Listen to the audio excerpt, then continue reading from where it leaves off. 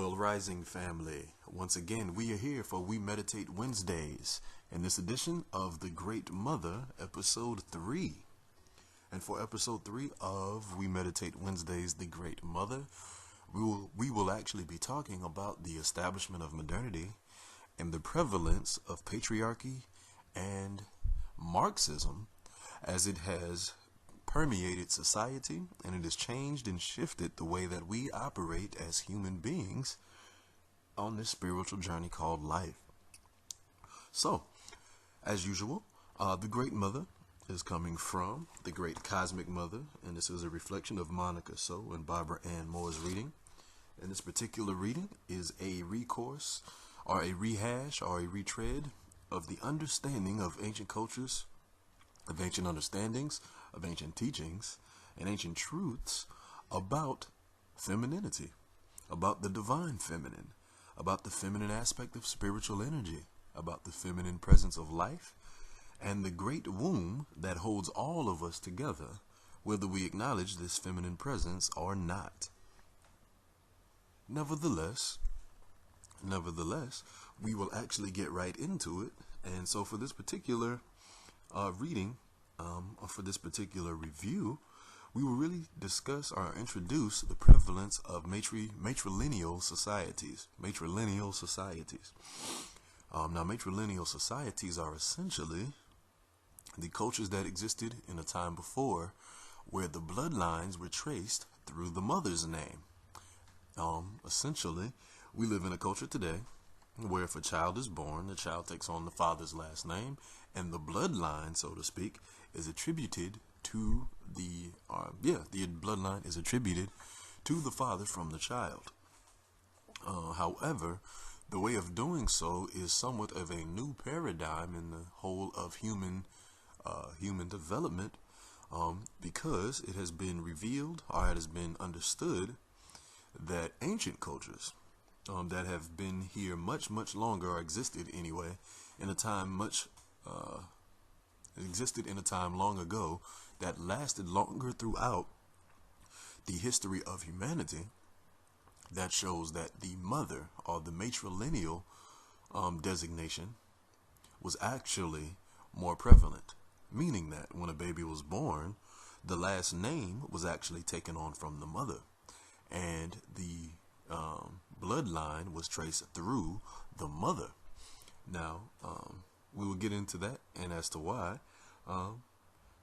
And so, essentially going directly forward, we shall begin with an excerpt from the reading as we delve right into some of these matrilineal societies.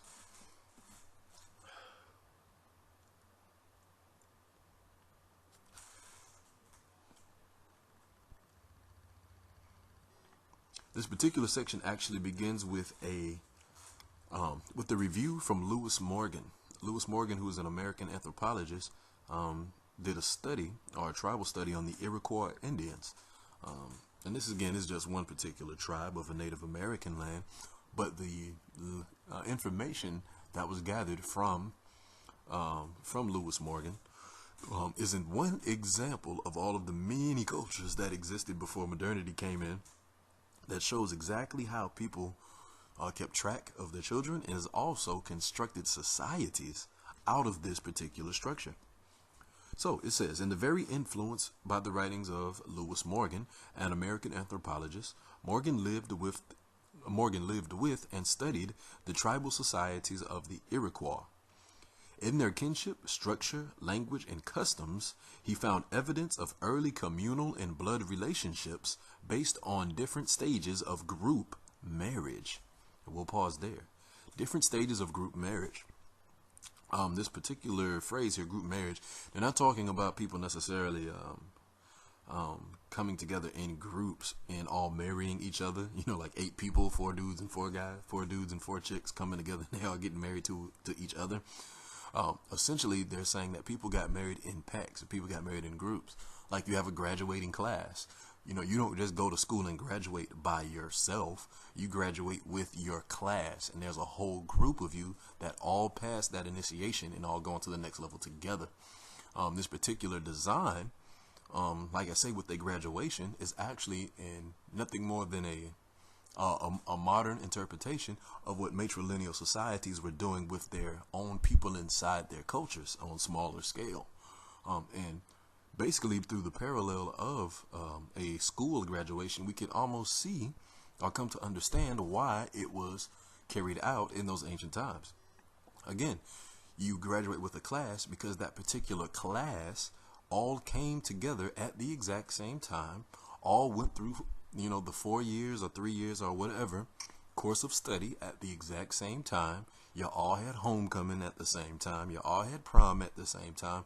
You all had these collective group of memories that is all shared with you, that was pressed upon your psyche and pressed upon your emotions and your memories. And this group think, or this group pact that you all have, being from that particular graduating class, all now have a communal sharing that you can attribute, to yourself, that you can attribute to your experience, and that makes it that much more impactful for you to carry that on in the next phase of life. So these matrilineal societies did this on a smaller scale. They did group marriages, meaning that when it was a season, so to speak, for marriage, they prepared small groups of people to get married. It wasn't just one single person fell in love with, another girl. A boy fell in love with a girl on the other side of the tribe, and then they went and got married once the parents agreed. No.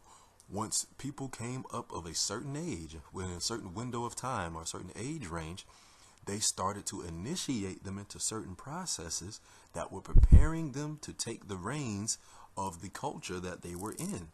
So men learned, how to hunt, how to fish, how to make certain things. Women learned how to make different sorts of things, learned how to, prepare and take care of a home, this, that, and the third. Essentially, though, they were all gathered together in small subgroups and learned together as a group of people, because that same group of people, or that small group think, allowed for the space for communal growth to happen. No one is singled out and having to figure things out on their own. Think about it. If you might be a single person right now as you're listening to this, and you out there trying to date, it's kind of difficult. And a lot of times you may not necessarily know how to navigate through certain situations. You may become overly frustrated. And what happens when you stumble upon those situations? You call a friend. You call upon a loved one. You create a community around you to help bounce off your ideas so you can reconcile whatever confusion that you have. And so essentially these matrilineal societies, or these matriarchal societies, had these precepts built in them already, so that people could learn and grow in community, and that no one had to deal with the illusion of being by themselves. And so these group marriages would take place in these matrilineal societies. And again, that's one example that we will see that is, again, depart from what we do and what we practice today, which is individualistic and singular and closed off. Continuing on, it says, in ancient society written in 1800s, Morgan offered his conclusion that such a society was matrilineal, matrifocal, of necessity, since within the group marriage structure only the mother can be definitively known as the parent of a child. Definitively known as a parent of the child. Now, this is where things get a little sticky, where people may get a little lost in understanding the matrilineal societies. Now, as I said before, that these big groups of people weren't all marrying one another, so to speak. They weren't. People still created, sub-condensed families. However, these group marriages did have certain elements of sharing. And when I say sharing, I am talking about sex. These particular matrilineal societies, the women were the primary choosers for whom they mate with. And even in that particular aspect of choice, the choice was still done under an umbrella of somewhat of a mating season, or somewhat of a mating ritual, where these small groups of people would all come together and all exchange energy, all exchange, sexual divine nature, all raise up the ability within themselves to be able to bring life into this dimension.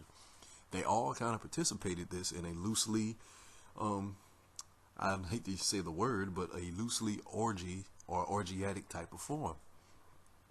And so because of this particular um, looseness, so to speak, the necessity for the matrilineal understanding or the matrilineal use of bloodlines is actually was actually established because of that.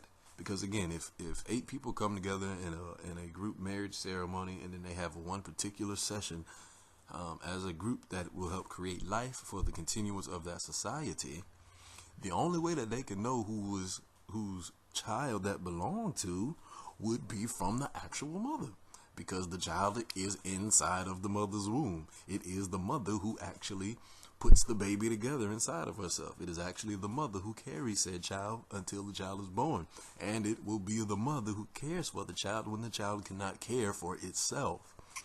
So essentially, I mean, these basic common sense attributes to why it was given to a woman was imprinted right into the face of the culture. It's imprinted right into the fabric of the culture. Because again, only a woman could actually really designate, who that child is. Now, if we look at modernity today, we could look at the opposite and look at it in its embarrassing form. Some of those who may watch TV or have watched TV in this day and age that we're in, there was a very popular TV show called Maury, the Maury Povich show. And his particular show had the biggest premise of who is the daddy. And it was always about these women who had multiple sexual partners, all at the same window of time. And she would get pregnant and she would not know who the father is. But again, she knows it's her child because that child was in her belly. It's undeniable. You can't deny something because she had to physically carry it. But she or the men who were around her could walk around in ambiguity as to who actually was the sperm donor for that particular baby. This is why, again, matriarchal societies were built this way, because when they are built that way, it did not open up the ability for doubt to kick in. It did not open up the ability for male ego to kick in, and it allowed the woman to maintain complete control and autonomy over her womb, at least to the extent that she is indebted to the community that she was in, as opposed to her being embarrassed and dissolved and lowered in community for having an out of wedlock or an unknown child like a woman would be today. So going forward, the book continues on saying, we know that similar evidence can be found all over the world. So again, this is not just the Iroquois Indians. For example, many kinship systems distinguish between the biological father of a child and the social father, who is usually the mother's brother or an other male relative.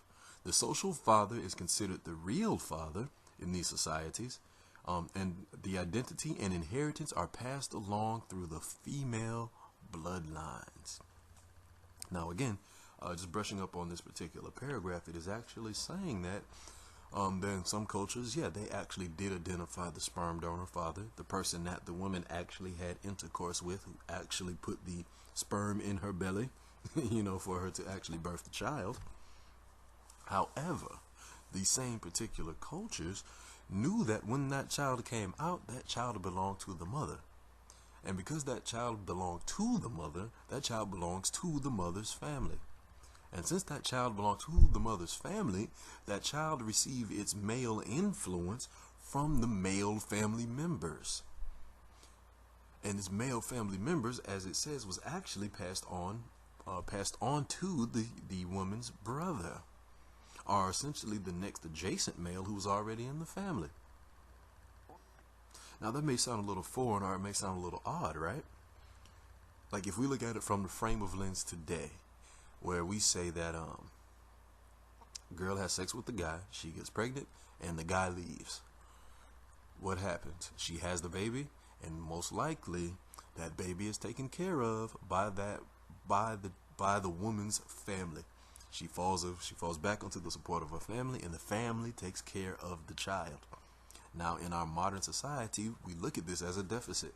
We look at this in a lowered form. We say that's not exactly how family structures are supposed to be. There needs to be a man leader in the house. How homes are broken because there's no men, there's no fathers in the home. right? We say all of these things. We blast this all over the media, and we denigrate women all over the world for having children out of the wedlock. However, many of us do this completely detached from elements of the past that shows that that same particular instance that we're making reference to is actually the initial design of how everything was. It was a part of the natural, organic design for a woman to have a child out of quote unquote wedlock, and that same child be raised by her family. And again, it makes logical sense in these matriarchal societies, because again, if the woman has the ability to create life, that means the woman is actually responsible for that life. And because the woman is actually responsible for that life, and her family is in conjunction with the choice or with the process that is going on with her, when that child comes out, the best will of the child will be the best will of the child will be an extension of the mother's family, because it is the mother's child on a very literal basis. And here's actually something really funny that we could actually see when we talk about these particular cultures, and it says that the mother's brother or another male relative to the mother actually becomes the quote-unquote real father to the child. Now again, someone may say that's a little false or that's a little deficient, but think of it like this. Actually, you don't even have to actually pause. Let's think of it like this. We live in a culture today where a lot of men are not essentially prepared or equipped to be fathers, even the ones who may want to be, because they do not have the experience of raising a child. And so usually they get married and they get their wife pregnant, and then they begin the process of learning how to raise a kid, which is a completely foreign adventure for usually both parties. Correct? However, in these matrilineal societies, if a man's sister has a child, he actually gets to raise the child, and he actually gets training. He actually gets the ability to learn how to be a father, while he's also detached from the egotistical, not even egotistical, he's detached from the traditional societal norm of pressure almost of maintaining his life, of maintaining that child's life, and maintaining his wife's life. Because it is his sister's child, he has a different form of organic connection to this child being his nephew or being his niece. And then he can raise it as an organic extension of his own self, while not having the weight of responsibility of being this exclusive, one-sided male figure that is of utmost importance to this child's upbringing. Meaning that the man gets the ability to become an even greater father whenever the chance comes for him to be one, because he already got the practice on his nephew or his niece. Think about it. If you are a person listening to this and you come from a family that has a bunch of siblings in it, most families will tell you that that oldest family member or that oldest sibling raised the children themselves. Of course, mother and father may have been there, but the subsequent children that were born, the nieces and the nephews and the little brothers and sisters, they were raised by their other brothers and sisters, by their other uncles and aunts, by the other cousins that were, close enough to the family. Most of the memories that are impressed upon that child's life and that child's adolescence came from those closest to him or her by the proximity of age, not necessarily the parents themselves. See, that's an outward example. I'll give you one directly as it pertains to my life. As it pertains to my life, my cousin just had a child. And guess what? She had a child out of quote-unquote wedlock. She actually had a child based on the matrilineal system or matriarchal systems, without her even really knowing that she was actually a part of the divine process that has been suppressed but still exists in the culture that we actually denigrated for. She has this child, and now guess who's raising this child? Her grandfather, her grandmother, her uncle, my cousin, her other uncle, her other brother, my other cousin, and me. I don't have any children. I don't at all. However, I got my little cousin that's now 13 months old, and I got to see her when she was a little infant, and I got to be there when, when as she has matriculated up through life thus far. And you know what? Being a part of this experience has been a training experience for me. Because I will admit, I have always been on the fence or been a little bit terrified as if I was going to have children or not, because I have seen just from an extension, from a departed place, how terrifying and how stressful it seems to be to raise one. But because I got the experience based on my matrilineal system acting cousin, and got the chance to help raise a baby when I don't have my own, to help see emotional connections being made on a similar intimate level through an infant that can't speak back to me, that I have to learn to understand what that child is saying, what that child is feeling, and what that child is doing, to have to see what the logistical day-to-day life is like in order to rear that child up properly. I get to see and feel and experience all of these things, which prepares me to be a better father when the time comes, and I get to experience it without any of the penalty, drama, or extra expectation of actually being the dad. The matrilineal societies actually made better fathers because most men were prepared to raise children because they were probably already raising them since they were children.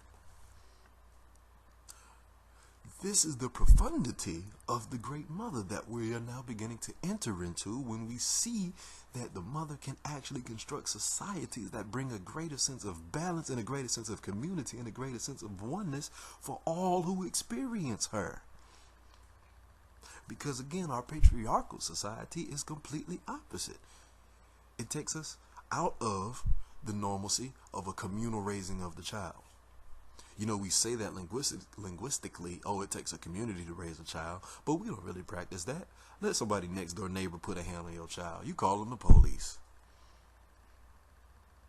But in these matrilineal societies, let the hut member, let your neighboring hut member put their hands on your child. You cool with it because that's technically your cousin. Y'all are all family, and they're all the same children, and all of these children are the gathering together in the expansion of the whole tribe, not just one single unit inside the tribe that is trying to take ownership of that child. Crazy enough, that's how things like family feuds are made. The patriarchal society that says you need to independently raise a child, you now create a competition system against your own flesh and blood. Meaning if you got a brother and a sister, and the brother has a child and then the sister has a child, now they got to combat to see which child is going to do more in the world. Because the patriarchal division has taken place, now these two children are maybe pitted against one another when they should actually have been coming together, and all of the family coming together and everybody winning. But this again is how the matrilineal link works. And again, this is how much it has changed for where we are today. Because almost any child born out of wedlock has to deal with the initial reaction of, that was a mistake. The initial reaction of, how am I going to take care of this? The initial reaction of, oh, that ain't my baby. We have all of these elements that exist now that literally were not even present in matrilineal societies, because the construct of the societies had everyone already in their place organically. And as people just did what people do, without trying to do this dance of illusionary perfection, when things came about, they just inserted themselves right into the expansion of the community, and people grew, and people exchanged, and the society hopefully got better.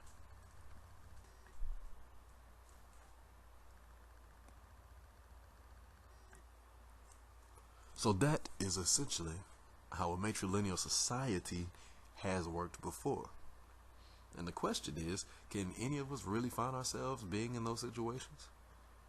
Can we really say that we can join up with 40 people, go off in an intentional community,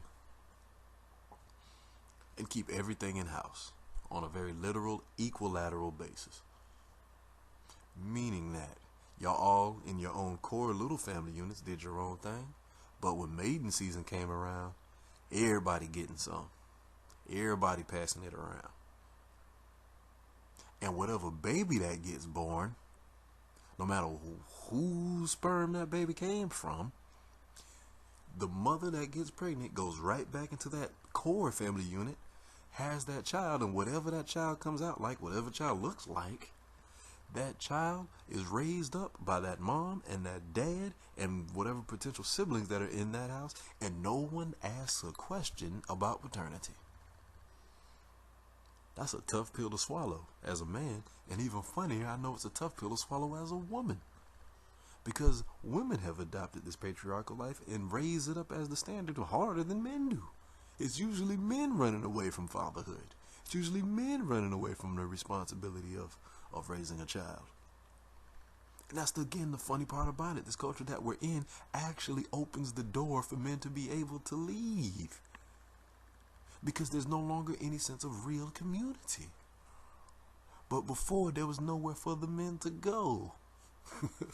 So they had to raise the child, because if they didn't raise the child, that they knew that their own society was going to crumble. So this is how the mother works. And this is just a practical analysis of how the mother works in regards to maternity. But think about how the mother works in every other aspect of life. Just basically, whatever you're looking at or experiencing today, just put a 180 on it, and then understand that that is the great mother. And then try to meditate upon the profundity of that and see how that can be integrated into your existence, if at all. So continuing on into the book, we'll actually now introduce Marxism, the introduction of Marxism. Now again, patriarchy as a whole is essentially if we want to say blame, because I don't believe in blame, but just for the sake of the word, for the sake of the matter here, if we want to put an onus on something, we could put the onus on patriarchy coming into the world and shifting and changing what seems to be the former organic and natural way of doing things.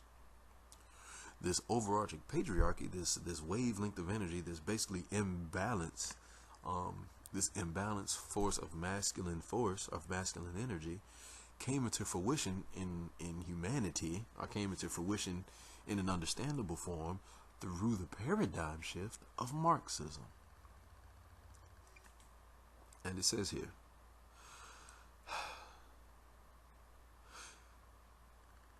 and it says here because it's extending again from Lewis Morgan's writing. The particular author, our anthropologist Lewis Morgan, was still a part of the same camp or the same groupthink of the Marxist regime. So as people like Lewis Morgan went about the world studying indigenous cultures, they did so with the analysis or with the eye that the patriarchal way, the masculine way, was actually the proper way of doing so. And so in the masculine way of doing so, their attempt to understand how matrilineal societies work, they actually made things worse for the existence of these things. We'll see. But the pioneers that they were, neither Morgan, Ingalls, nor Marx were fully aware of the woman's real functions and achievements in past cultures, nor were they tuned into the total gestalt of early peoples. With Marx and Engels, in particular, with their dogmatic interpreters and followers, a narrowing of focus to strictly economic and class analysis has totally obscured the original human state of being, which was more profoundly spiritual than economic. This Marxist narrowing of focus is the consequent denial of human spiritual experience and has tragic repercussions throughout the world. Now this book makes a kind of an odd jump here, but essentially it is saying that there's a group think of Marxism, And these particular groups, leaders of Marxism, they traveled the world, and as they traveled the world, they began to interpret indigenous, natural, unfeathered, unbothered cultures. And as they began to do so, these Marxist men, they essentially began to reinterpret the meaning of what these matrilineal societies were doing. I.e., like I said, a child being born without a traditional father as we think it is today is somehow bad. They came up with this idea. But before they came up with this idea, a woman having a child without a quote-unquote father in the home was how things were globally. That's how they were globally. So again,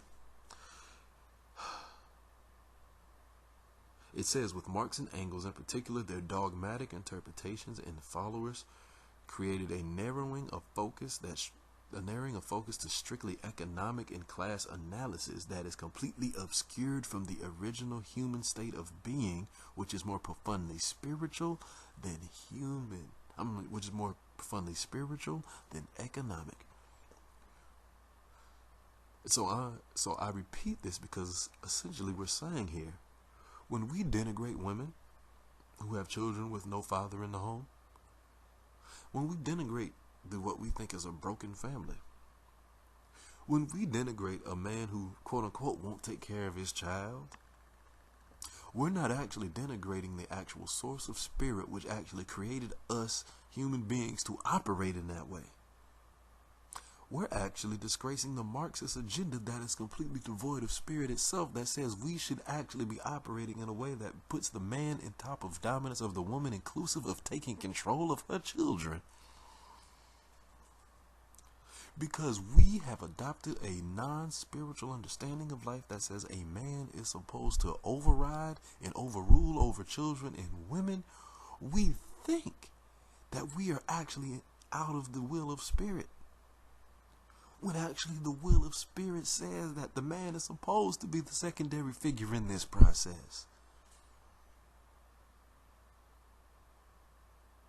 I mean, think about it. For all the women out there who have had children who may be listening to this, you know that you're the better nurturer than that man.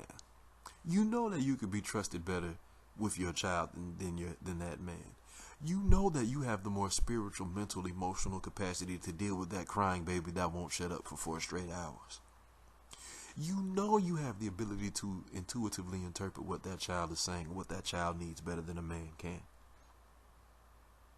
So again, why are we still, or how is it that we know all of these things, can intuitively feel all these things, how we can see all of these things, because most men dish their children off onto their women? How can we dare say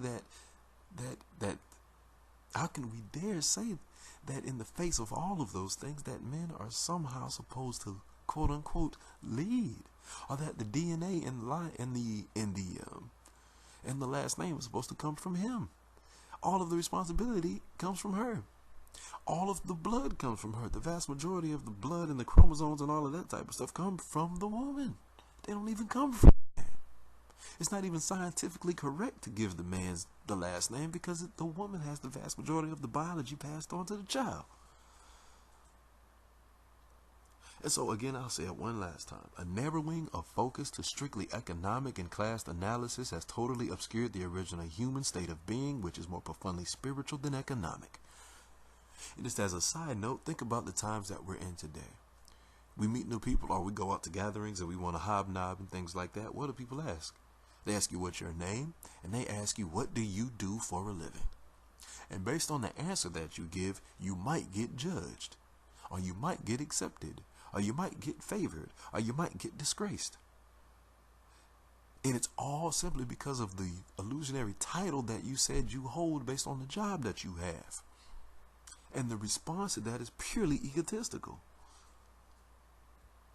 If we were, again, in a spiritually focused and a spiritually attuned society, we, one, probably wouldn't even ask what somebody was doing with their life. But then, two, if we did, we would applaud every single answer. Because the answer, or at least the thing that would make an answer applaud worthy, is the assurance that the person doing whatever that they're doing is actually in full alignment to their spiritual self. Meaning that if there's someone who's a janitor, and that janitor knows for sure that that is his spiritual assignment, the community should applaud him because he is in his correct place. And he should be given the utmost respect, the utmost dignity. He should be given hand claps everywhere that he goes because he knows his position on this planet. But we know that if a man or a woman says, oh yeah, I'm a janitor, what's going to happen? They get looked down upon. They get frowned upon. Universally almost. And it's simply nothing more than an illusionary title. Because again, that janitor could be a janitor and have the sweetest heart, be the most consistent person, cannot tell a lie, can take care of a family, can do X, Y, and Z, all those virtuous things. But because that person is a janitor, they get denigrated in society. But we can go all over the place and see powerful people with lots of money, with lots of fame, with lots of respect, with lots of influence, and they are treacherous, despicable people. But we raise them up anyway, and we keep them in front of our consciousness anyway. And we expect them, because of their power and their panache, to somehow lead us, when the person who should be leading us is the person who's spiritually aligned, the person who's humble enough to simply go about his or her business and do what they need to do to continue forward and move on in this world.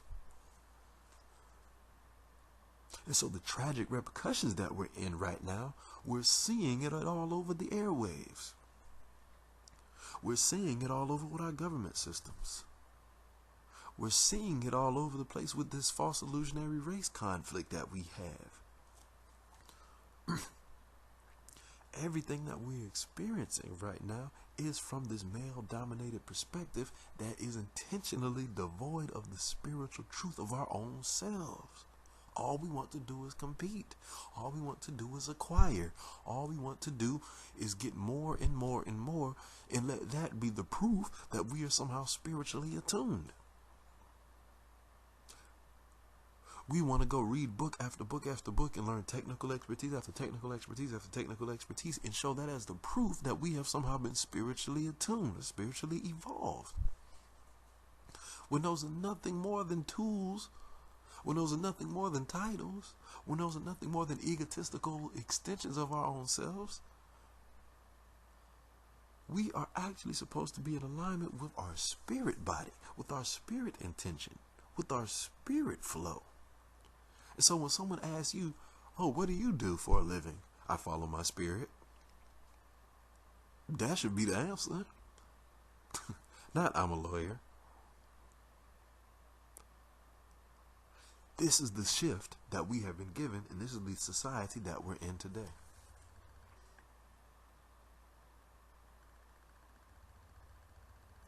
And this Marxism, this spiritually devoid process actually came from a mistake. Because it says here in the book, how did this happen? Karl Marx and Engels were both deeply compassionate men. But his statement, opium is the religion is the opiate of the people, as most people talk about with Marx. He made that statement because Marx could actually not feel anything spiritual. All he could do is see people doing rituals, see indigenous people playing the tribal drum, see indigenous people inhaling the sacred smoke, see indigenous people speaking in sacred tongues, seeing indigenous people dancing in rhythms that he could not dance. All he could do is see those things with his blind eye. And because he saw these things with his blind eye and had no emotional capacity to open himself up to see that there's something invisible influencing these people, he literally understood these people to be delusional. We know people like that today. I've met people like that very recently. I drive Uber and Lyft occasionally. I hear people having these conversations in the backseat of my car, talking about how people are delusional for spiritual things. These people say that they're delusional because the ones who are saying that have no spirit in them. They have no response system inside of them to actually be able to interpret the things that they cannot see. And we are in a place to where we're governed and ruled by people who have this ideology and this mentality. They are completely devoid of the essence of the mother, devoid of the silent aspects of the spirit. devoid of the influence that can actually lead and guide and influence us into greater, more profound things that we cannot even imagine exist. The people who are literally devoid and cut off from that run the show. And because they've run the show, and they've been running the show, they have built up this culture now that says that the Great Mother, in all of her aspects and all of her wondrous virtues, all of her organic, common sense ways of carrying out a human body and a human life and a human society, they're gone. And all we have now is competition, fiat currency, and very small condensed families. Now again, this isn't something to just completely outright denigrate and just say, oh, everything's all terrible and bad and we need to destroy all of this. No. What we're saying here is, it is time for us to simply be aware of the place in the matrix that we're in, and to be aware that we have the ability to choose to operate under the umbrella of the influence of the Great Mother. Because the funny part about it is 4/5 of us are behaving under the premise of the Great Mother. Most of us have a bohemian type of lifestyle, a bohemian type of mindset to a certain degree. The vast majority of us have hidden thoughts, feelings, and wants that we continue to suppress because we know they don't fit into this culture, but they seem natural anyway. We're all walking around like this. And so essentially, this is nothing more than a reminder or an inspirational voice that tells you to let the mother out. Let that aspect of you out. Do not continue to repress the natural thing that is within you because the culture says it's bad. The culture isn't God. The culture isn't the source. The culture isn't the spark of life that initiated all of this stuff. The culture is something that we create and we shift. And the people who are creating and shifting it in their temporary control don't know nothing about spirit. So why should we care about what they think? Because what they think is actually already the problem. The spirit doesn't think. The spirit feels. So what are you feeling? And are you resonating and operating from your feeling space? Or are you simply thinking things through exclusively?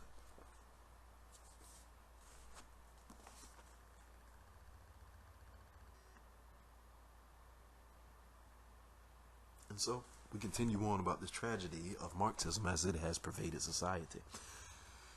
No one has, the tragedy of Marx and the Marxist was to confuse spirit with established religion. They saw clearly and historically that established religion aligned itself with the oppressor, the oppressing class, the oppressing monarchy, the oppressing social and economic systems. They saw the seeds of oppression in religious doctrines.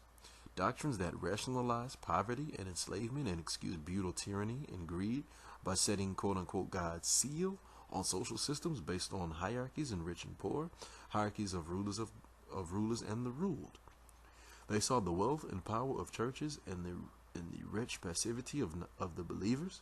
They saw that the quote-unquote church was the fact a very man-made institution that gained and retained power by exploiting the reality of the spirit versus the reality of physical need. They heard sermons condemning quote-unquote material wealth and quote-unquote earthly pleasures, while the churchmen and their rich supporters lived in opulent security, and the mass of believers lived in the stony knees and in rags, lived on their stony knees and in rags. And they heard these conditions justified as quote-unquote God's plan for man. They saw that religious establishments take upon themselves to define spirit and God and human destiny, always in their own elitist terms, which was only to their own worldly advantage. So again, we're kind of breaking down here now where these terms or where these ideologies come from with Marx. The Marxist camp, again, when they came and established the world, they did one part of a good favor by attacking established religion, i.e. the church construct that already came into the world. Again, that was just the prevalence of patriarchy in a sense. That was the prevalence or imbalance of the divine masculine. But once the divine masculine of patriarchy somewhat cemented itself into society, spirit, in essence, was still around, or spiritual presence was still around. This aspect of complete atheism, which a lot of people operate with, that wasn't really existent then. What was existing, yes, is religious control. And out of that religious control, the Marxists decided to throw out everything, to throw out the baby with the bathwater. It said, you know what? Because these religions are oppressing people, there cannot be such a thing as spirit as they claim. Because if there was spirit as they claim, spirit wouldn't allow people to come and fake the funk. This is the original rejection to religion, and this Marxist understanding of a very, very rudimentary understanding, a very futile understanding of what religion and spirituality is what most people do today when they claim to be atheists. They say, well, if God is so good, why is there evil in the world? That's why I don't believe. If they say, if Jesus got up from the dead and he saved the world, then why is the world the way it is? That's why I don't believe. When people say they're atheists, 9 times out of 10, they reference it to religion. They reference it to doctrine. They reference it to some patriarchal ideological capture or caricature of a spiritual paradigm that existed way before any patriarchal system wrote that idea into a condensed form on a sheet of paper. When people say that they're atheists as a rejection to religion, they usually have never even experienced the expansive openness of what the feminine energy can actually provide. All that they do is respond to the illusionary 2-eye behavior of what a person may or may not be doing, or the authenticity that a person may or may not have when they're in said religion. Their response has nothing to do with spirit. And so the mother, or the great mother, is the spirit. And this is the part that should not be ignored. Because when we understand the mother, when we understand that the spirit is way more profound and grandiose than what we think a religion can provide for us, these futile arguments to validate an atheist or atheist point of view, or these futile arguments to validate a spiritual non-existent point of view, can be completely thrown out of the water, can be completely thrown out of the argument, because the structures that they're standing upon won't even be there, because it'll be the spirit, which is nothing but water.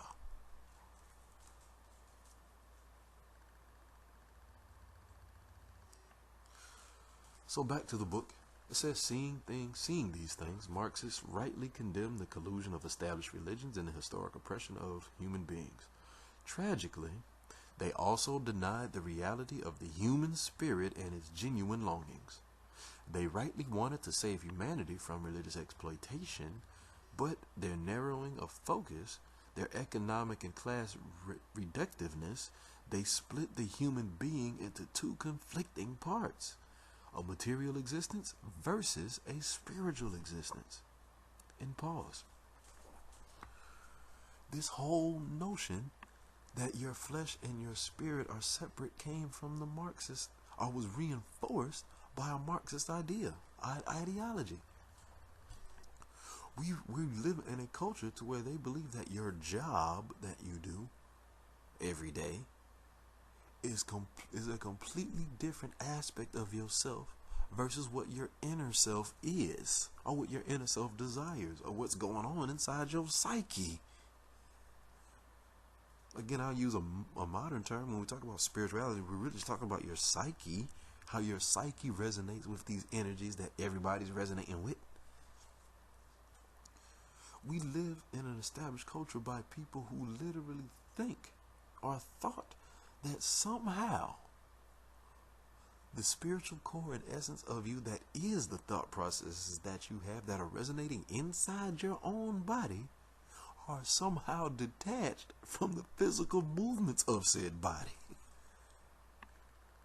These people are too smart for their own good, and most of us have adopted this. I personally have conducted a survey when I was in graduate school, asking people a very, very simple set of questions. And in that question, I asked them, is your spirituality / religion tied into what you're learning at school. And like 70% of them said no. So they literally think that that for whatever reason their purpose in life has nothing to do with why they even came here, which is how they got here, being sent by the Spirit. We're all here in these bodies because we're sent by the Spirit. We're sent by the source. We emerged out of the source, and out of that equips us with everything that we need to do, i.e. our quote-unquote work. But how are we actually going to effectively accomplish said work when we actually think that the work that we're supposed to do has nothing to do with who we are? Many of us operate with this paradigm of structure. Many of us go all the way up to college and don't know what we want to do with our life. Many of us go to public school and never hear the question, who are you? We always get asked, what are you going to do? But no one asks the question, who are you?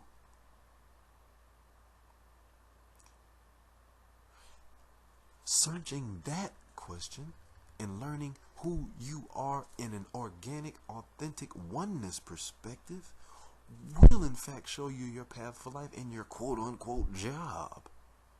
And you can do so in a more organic fashion when you do your own inner work and then go forth from that place.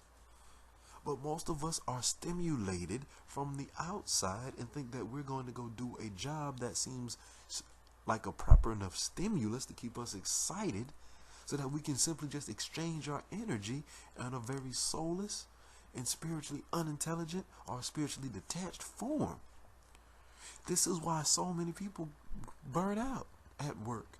This is why so many people are stressed at work. This is why so many people are quitting jobs. This is why so many people have career changes. Because we have been brought up in a state of being where it just tells you to work, but never tells you who you are and why you should work. And again, the mother, the inner part of yourself, the dark womb of your own consciousness, when you close your eyes and dig deep in yourself and you see nothing but darkness, that is nothing more than the invitation for you to illuminate it. When you start doing these processes, understanding and understanding and operating from your own womb space, your own divine cosmic mother space, you will begin to raise up the intentions within you that will propel your life in a much more organic and fulfilling fashion. And this organic and fulfilling fashion will be fulfilling not because you may necessarily make a whole bunch of tangible patriarchal money. It will be fulfilling because you will have the full alignment of your inner and outer self, and you will be able to emotionally resonate and put emotion and put genuineness into everything that you're doing, because you're simply doing what you love. It's just that simple.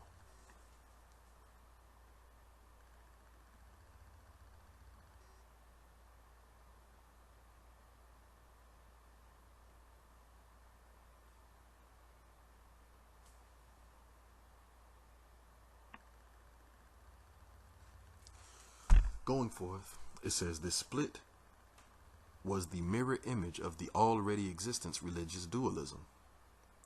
As dogmatic Marxist communism unfolded in country after country, this split reinforced the same alienation of human condition that Marx wanted to resolve.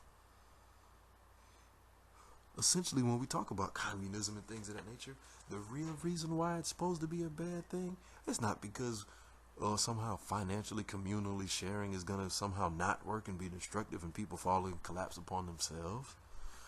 No, communism is bad because it inserts people and forces people into positions and jobs and labor that are completely devoid from their purpose altogether. We live in a capitalistic society and we struggle with it enough. Imagine one where everybody is forced to work out of their own spiritual alignment and intention, where virtually everybody is out of whack. And nobody can even get out of the position that they're in to change and shift when a personal awakening happens, like we can possibly do here.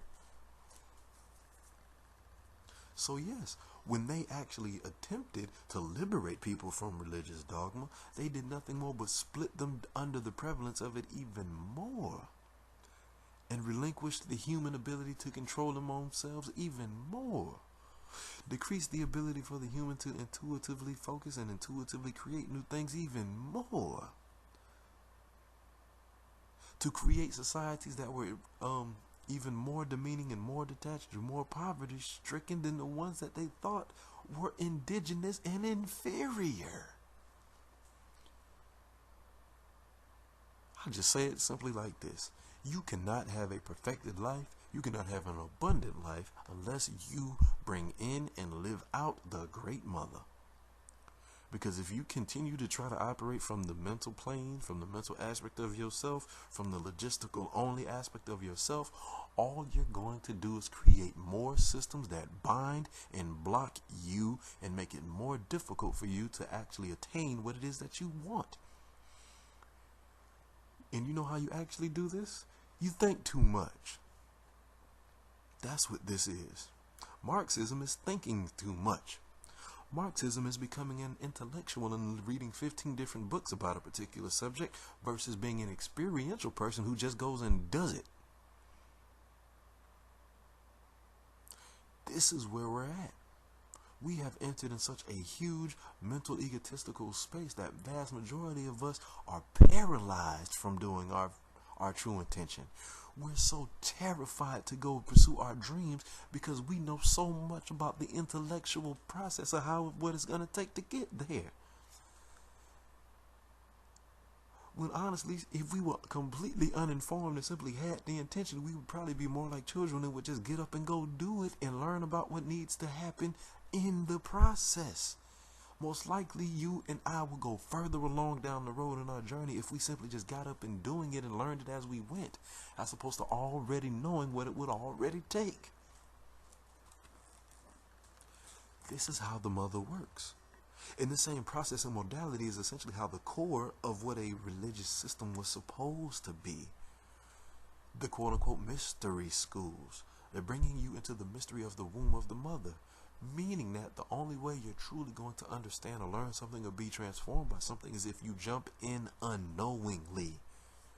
And you organically find yourself in a new energetic space that allows you to maneuver in and out of what was formerly confusing. But if you think you know everything, you won't actually try and go do anything. And you do nothing more than double down on your false illusion of completeness when you have not even started a journey.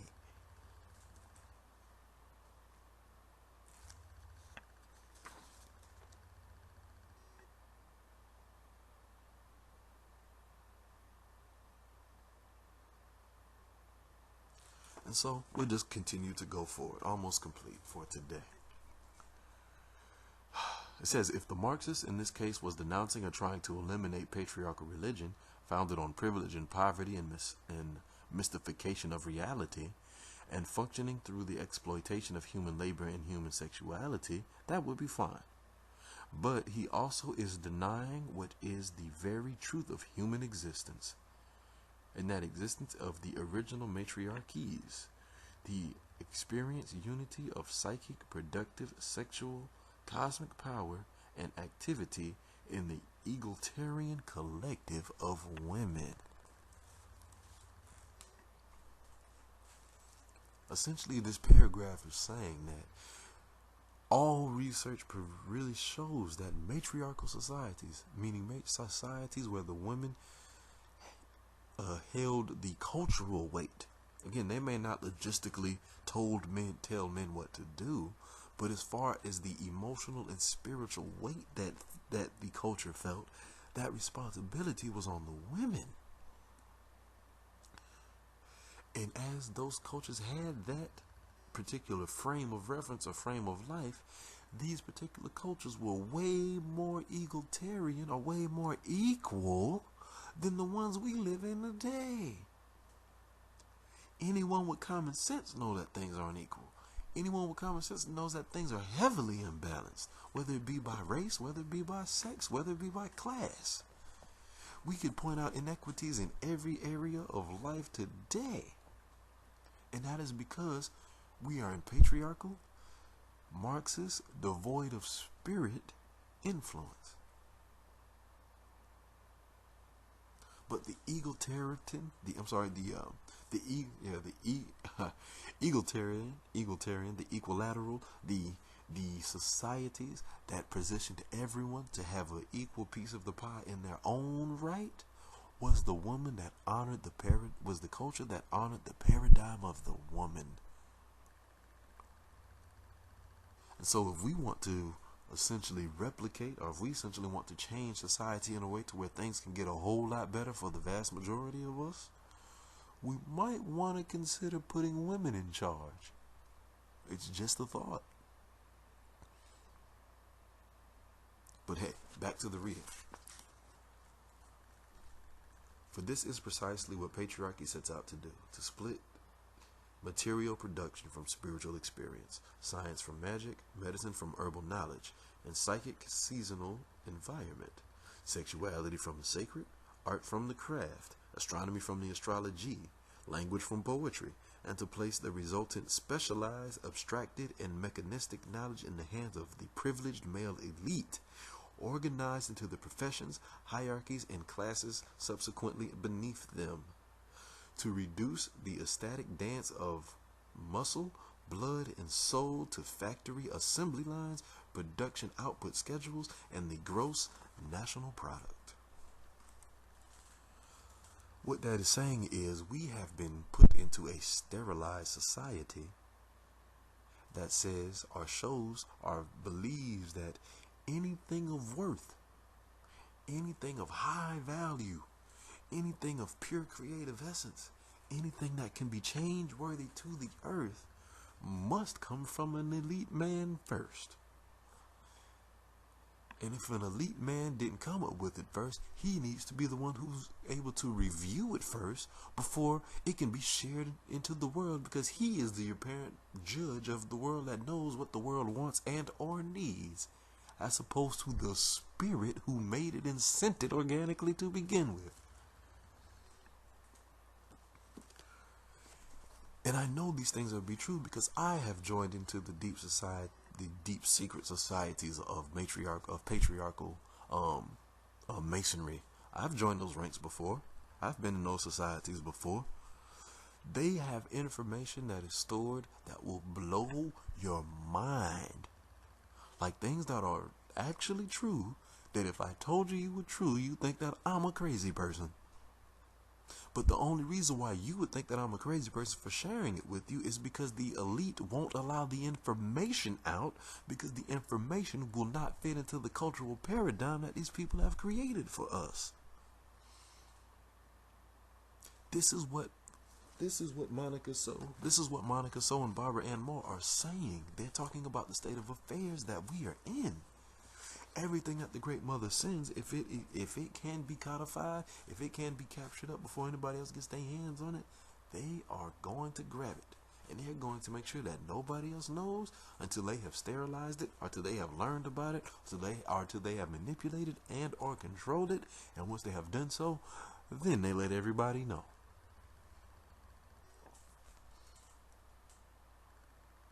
And so, again, we may not have the power, so to speak, to dismantle these particular structures. But what we do have the power to do is to go within ourselves. Because honestly, the answer within is the answer that's always correct. And the answer within always know the answer, devoid of whatever outside stimulus there is. Just a loose example, if we've been taught that the sky is purple our whole life, it does not matter. Our inside knows that the sky is actually blue. And our inside is knowingly, patiently waiting for the awareness of that blue sky to bleed through our subconscious and right into our conscious mind and cause the friction of waking up. And so, we all know that we're on a shift of paradigm to where many people are now getting in touch with their subconscious mind that knows the truth of our existence in the midst of the lie that we have been told. We are now in the invitation or the precipice of a new event for us to finally stop the division of our higher and lower selves, our higher and lower categories, our spirit versus flesh, our career versus vocation, our art versus our work, or whatever type of false division you think you need to have in order to operate. We are now in a place where we can come back to the singularity. And the singularity is simply nothing more than meditating upon our feeling, meditate upon the things that we're experiencing, getting into a centered place in our emotions and our feelings, and waiting on the internal answer and instruction, and being courageous enough to go do it. And that's it. We can simplify this whole life process by eliminating the thought processes of the father and Marx and patriarchy and its division. When we can go to the womb of our consciousness and birth out the idea that is the representation of the oneness of all of this stuff, inclusive of the division. And the reason why it will work inclusive of the division, because it will actually take into account the division that we are living in so that we can best circumnavigate it. The Great Mother is that profound. As long as we choose to get in touch with her, we can be as profound as she is too.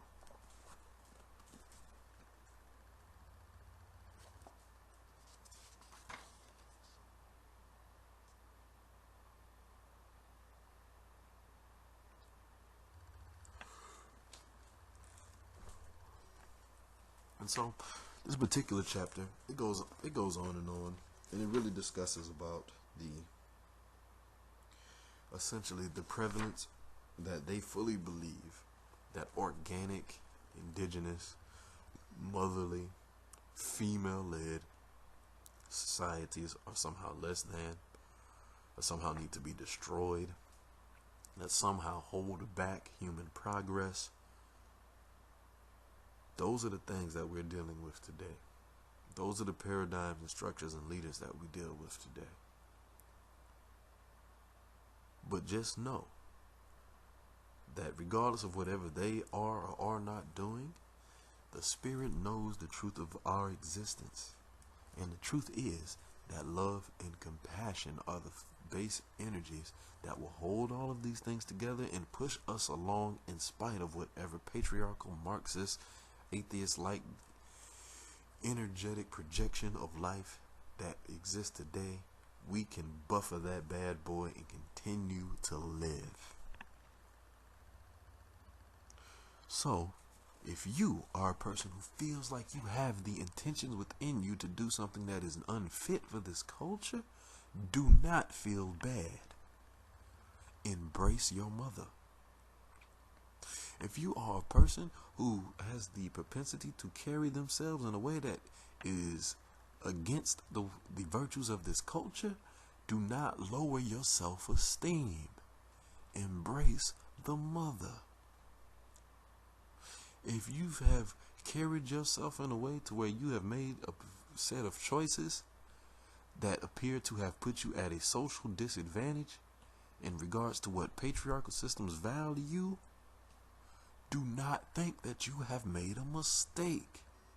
Return to the mother.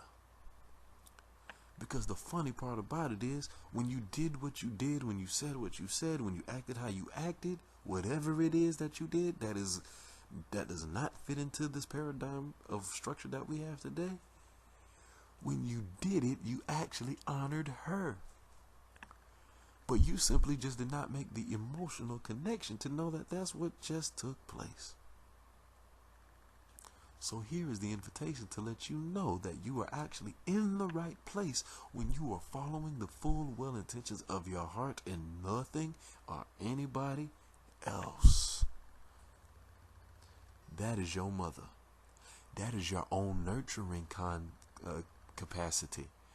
That is your own self birthing yourself into new and wonderful experiences.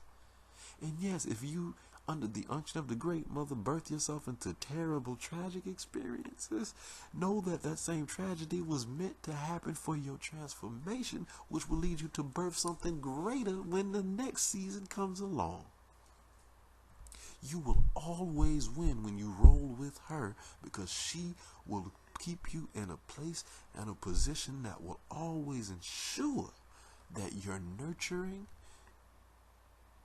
that you're compassionate, and that you are intuitively aligned with your ultimate cause and goal for life.